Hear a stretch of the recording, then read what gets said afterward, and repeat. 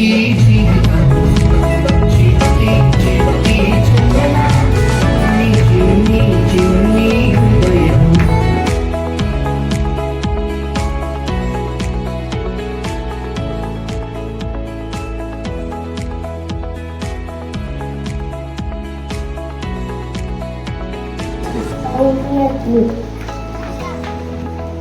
పిక్చర్లో నచ్చింది ఏంటంటే దేవుడు ఇచ్చిన అవయవాలు మనం పాడు చేసుకోకుండా ఎప్పుడు మంచిగానే ఉపయోగించుకోవాలి. అలాగే మ్యాజిక్ షోలో నేర్చుకున్నది ఏంటంటే సాతాను వల్ల స్నేహం చేస్తే మనం ఎప్పుడు వెనకాలే ఉంటాము, దేవుడి మందిరానికి వస్తే మనం ముందుంటాము.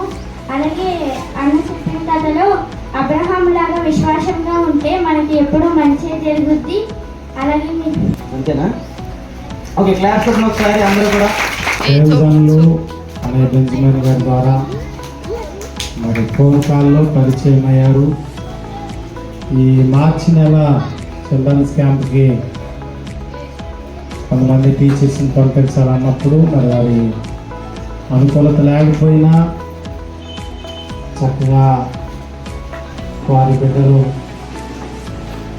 పేటర్ లీవి గారు అలాగని చెల్లి సిస్టర్స్ని మన మధ్యకి పంపించారు.